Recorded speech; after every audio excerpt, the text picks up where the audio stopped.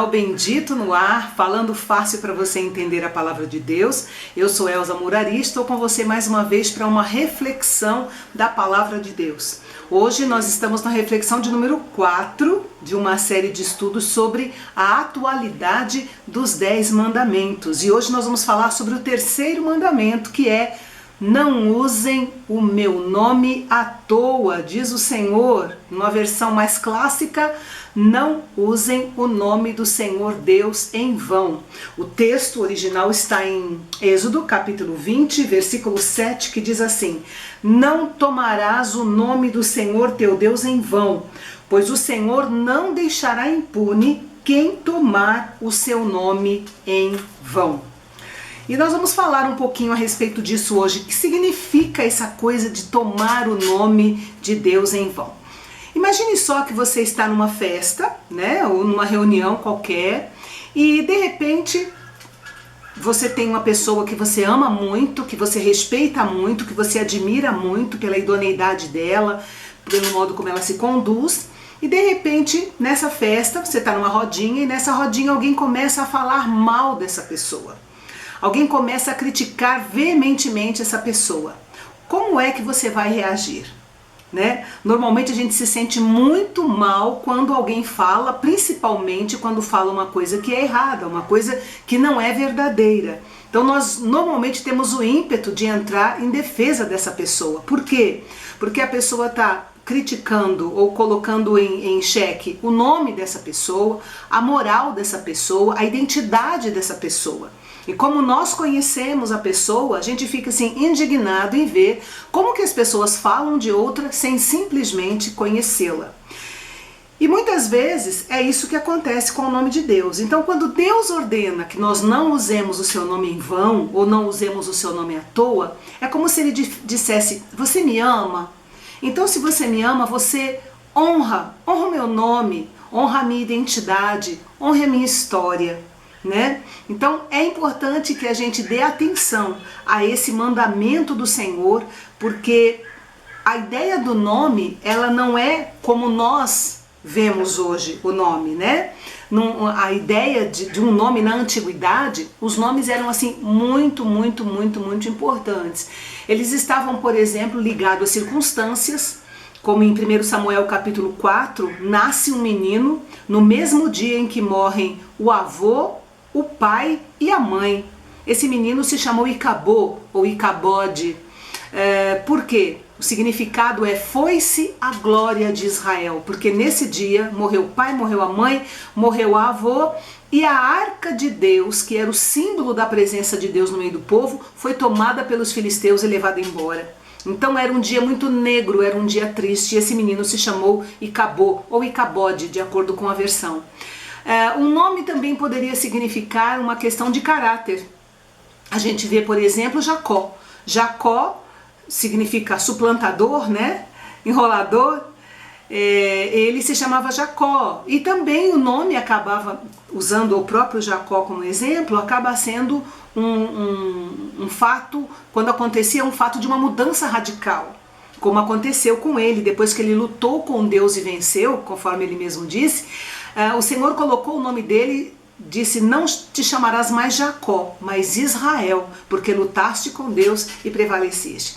Então o nome na antiguidade era uma coisa assim muito importante, e isso abrangia os nomes não apenas das pessoas, mas o nome de Deus também. Os nomes de Deus, ou as suas qualificações, epítetos, né, que chama, eles indicam a natureza dele, indicam a obra dele. Então o nome de Deus era muito sério, né? Se as pessoas levavam a sério os seus próprios nomes, quanto mais deveriam levar a sério o nome de Deus. Por isso ele não deveria ser pronunciado à toa.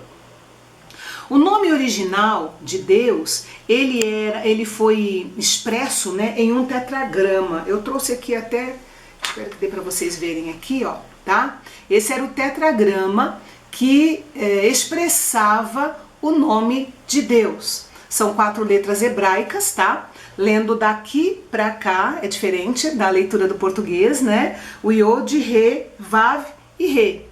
Então eram 4 consoantes, não tinha vogal.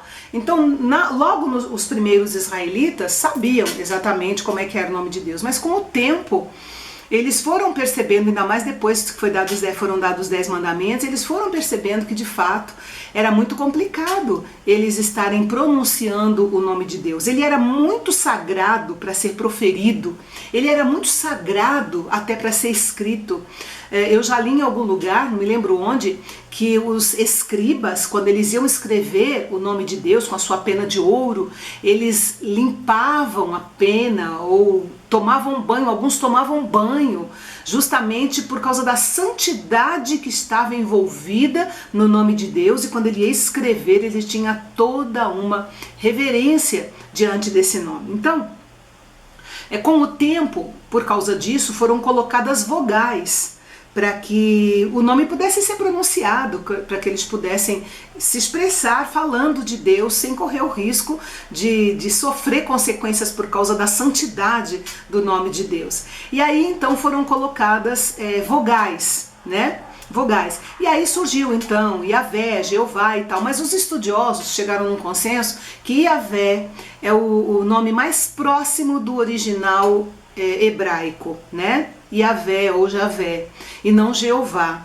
Então eles tirando as vogais de Adonai, de Elohim, eles então colocaram Javé, e assim eles começaram a pronunciar o nome de Deus com um pouquinho mais de liberdade, porque não era a pronúncia primitiva, digamos assim, né?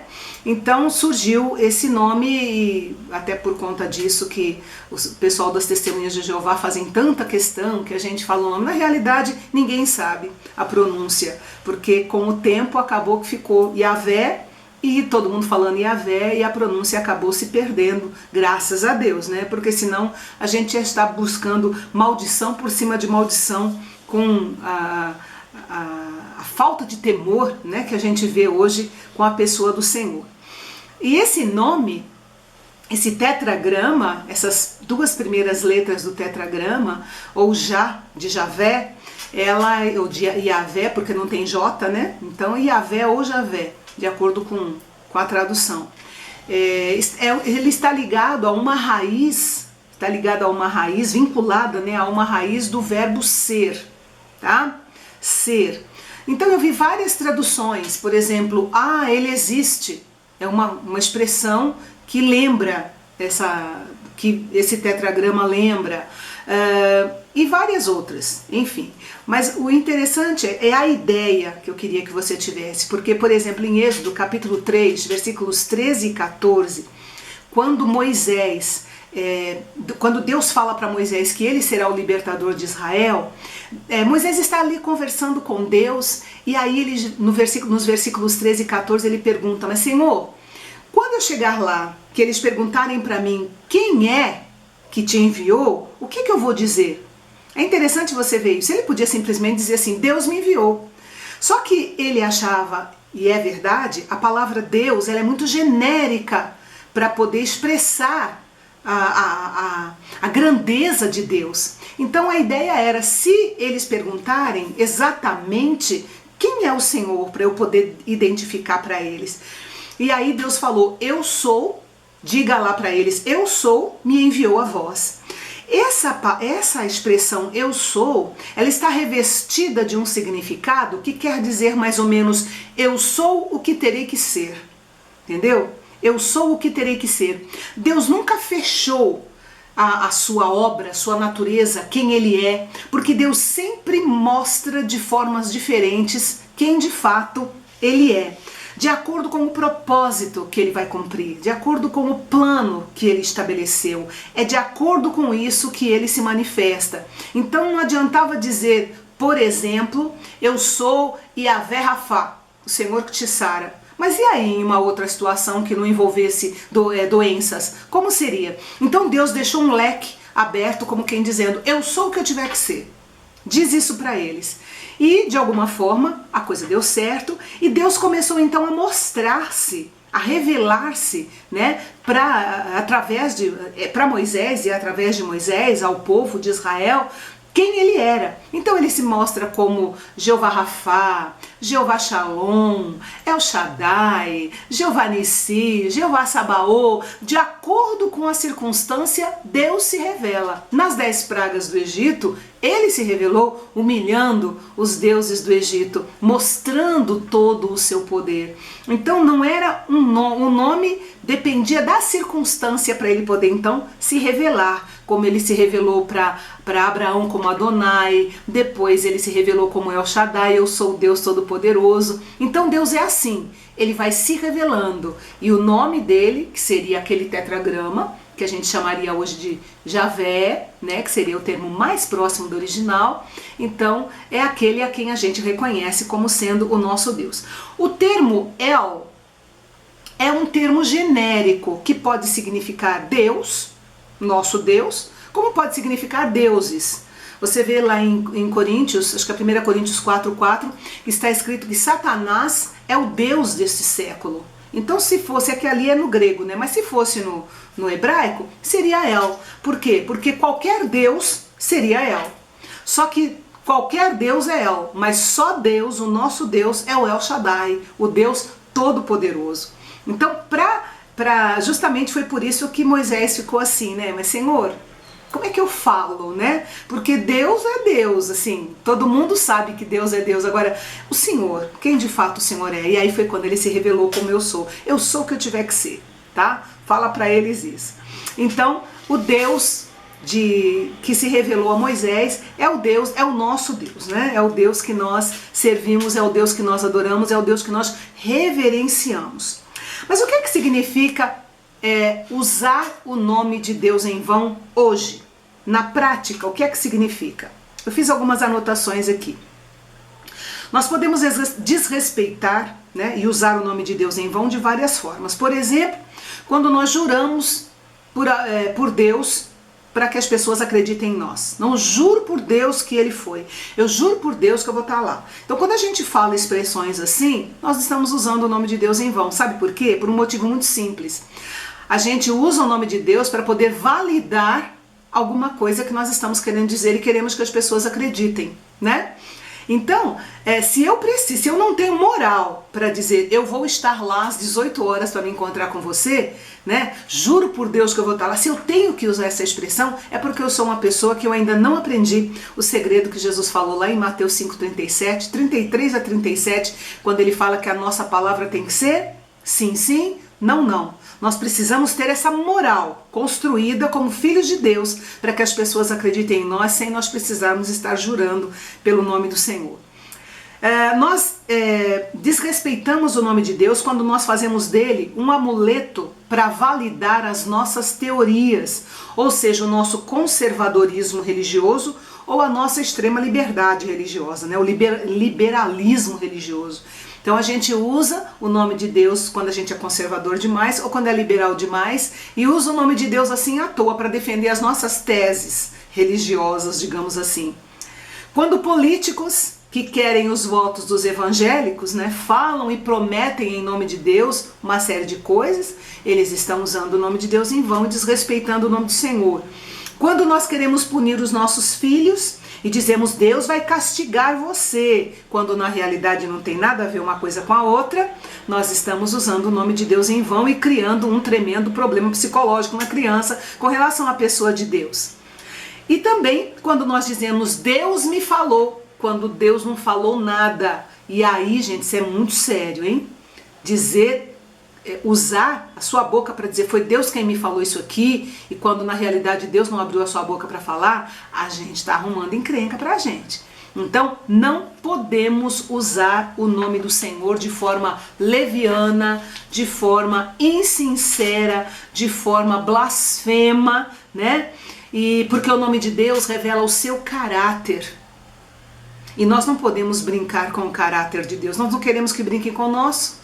Se há uma coisa que deixa um ser humano fora de si, é quando é falado alguma coisa a respeito do seu caráter e que não é verdade, que não condiz, não é? A gente fica azedo, a gente fica passado. Agora, como é que a gente ousa, em muitos momentos, querer fazer isso com o caráter de Deus? Não podemos, porque o nome dele revela o seu caráter. E quantas guerras, né, gente? Quantas guerras são feitas em nome de Deus? Quantos pecados são cometidos em nome de Deus? Ainda hoje, quando a gente lê a história, aí, por exemplo, na época da Idade Média, né, quantos da liderança eclesiástica pecavam em nome de Deus? E ainda hoje, há pessoas que usam o nome de Deus para facilitar pecados, abrir portas para pecados, e Deus está só de olho. Deus continua o mesmo, né? Não tomarás o nome do Senhor teu Deus em vão, porque Deus não terá por impune aquele que tomar o nome do Senhor em vão. Então nós devemos ter muito cuidado em usar o nome de Deus à toa. Agora, uma última questão que eu quero levantar aqui é a seguinte. Elza, você falou que o nome de Deus é apenas um título, certo? Então, se Deus é um título, não tem problema a gente usar do jeito que a gente quiser Deus. Acontece que, vamos falar aqui de Brasil, quando nós falamos aqui no Brasil, se Deus quiser, vai acontecer, né?